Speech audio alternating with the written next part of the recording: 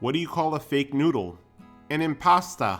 Welcome back everyone to Berry Life, bringing you easy and delicious vegan and vegetarian recipes from around the world.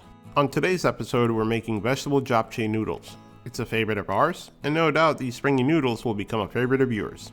So let's get started. For this recipe, we'll need Korean vermicelli. We like it from this company called Otoji. Feel free to swap it for what's available in your area. For the flavoring, we'll make a sauce with 2 tablespoons of dark soy sauce, a tablespoon of gochugaru, or as much as you like, 3 to 4 cloves of garlic, some sesame seeds for garnish, a tablespoon of brown sugar, some roasted or toasted sesame oil, 2 tablespoons of sake, or you can use plain soju, which is made from potatoes, 2 to 3 tablespoons of neutral oil. For the vegetables, we'll need 3 to 4 caps of shiitake mushrooms, a cup of spinach, some green onions, both the green and the white parts,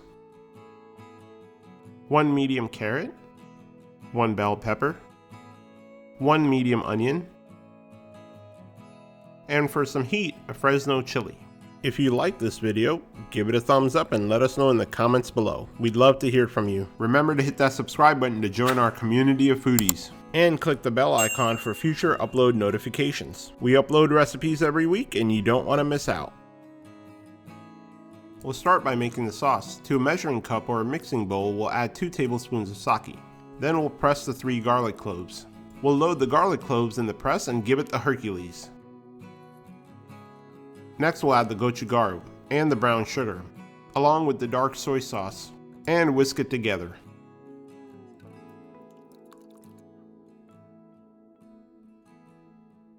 With the sauce ready, we'll prep the vegetables, starting with the mushrooms. We wash these mushrooms to remove any excess dirt.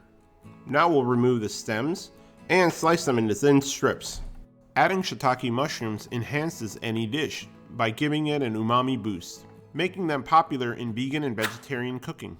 Traditionally, they're grown on hardwood logs, giving them a unique and earthy flavor. Next, we'll julienne the green bell pepper. We want to cut the vegetables into roughly the same shape as the noodles. Since the noodles are long, we want to cut the vegetables to match, so when we stir them together, they mix evenly. The green bell peppers are simply unripened versions of the red ones. As they ripen, they change color and become sweeter. They're native to Central and South America, having been cultivated for thousands of years. They're rich in vitamin C and packed with antioxidants. Next, the Fresno chili. We'll only use the outer flesh and remove the seeds. This way we can control the level of heat. Fresno chili is a cousin of the jalapeno pepper, but it's slightly sweeter and fruitier. We like them here because they give a nice pop of red color. Next up, the carrots. We'll slice the carrots into thin strips and cut those strips into matchsticks. Fun fact, carrots were initially purple, not orange. Orange carrots were cultivated in the Netherlands in the 17th century to honor the Dutch royal family, the House of Orange. With the onions, we have 2 options. We can use the radial cut, which is pole to pole, or use these half rounds and separate the layers. Cutting onions in this direction actually helps them caramelize better, so this cut is perfect for French onion soup. For the green onions, we're going to use both the green and the white parts. We're going to cut them at a bias to achieve the thin strips. My wife cannot leave a produce section without picking up a bunch of these. This is one of her favorite ingredients along with parsley. With the green onion cut, our mise en place is ready.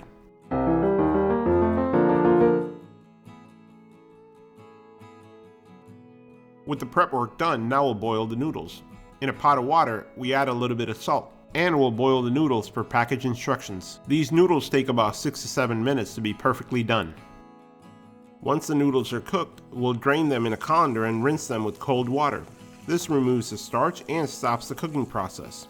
Lastly, we'll cut the long strands with a pair of scissors, so the noodles are easier to eat.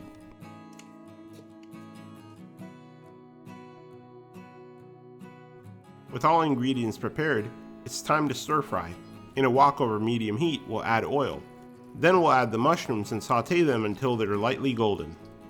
Stir frying is about using very little oil and a lot of movement. We want to keep stirring so the ingredients don't stick to the bottom or burn. We want to remove moisture, encourage caramelization, and retain the natural shape and texture of the vegetables. Then we'll add the onions and saute for another minute or two. We cook the mushrooms first because we don't want the moisture from the mushrooms to overcook the onions. Now the Fresno chili for the heat. Adding the ingredients one by one helps you develop layers of flavor. The mushroom for the umami and the onion for the sweetness. Now the whites of the green onion. Because these are tougher, we want to introduce them earlier than the green parts. Then we'll add the carrots and the green peppers. And saute them for another minute or two. We only want them to soften slightly so they retain their bite. Actually, we forgot an ingredient. Can you guess? Let us know in the comments below. With the vegetables perfectly cooked, now we can add the Korean vermicelli or the glass noodles. And on top of the noodles goes the sauce. Unlike other stir fries, we're not charring the noodles. We just want to reduce the sauce and help it stick to the noodles. Now we'll stir to combine everything. We want all the noodles and the vegetables to mix evenly and be coated with the sauce. There should be a little bit of sauce at the bottom. If the noodles look dry, feel free to add a little bit more sauce. Now we'll add a little bit more gochugaru, sprinkle it with some sesame seeds, and top it with some green onions, with a drizzle of roasted sesame oil for a nice aroma and a nutty flavor. Go ahead, ring the bell because dinner is served. Off to the table.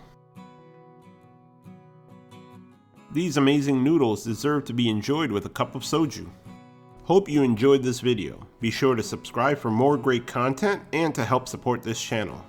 If you liked this video, click that like button and let us know in the comments below. We'd love to hear from you. Also share this video with your friends and family to spread the love.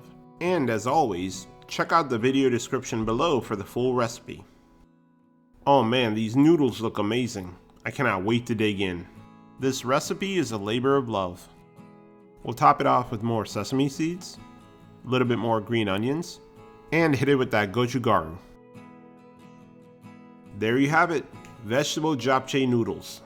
A taste of Korea in the comfort of your own home. At last, it's time to feast. The struggle is real. We actually needed to cut these noodles a little bit shorter, so we abandoned the chopsticks and opted for the fork. Oh man, these noodles are so flavorful and chewy. And love the crisp of the vegetables. You guys are gonna love these noodles. Cheers everyone.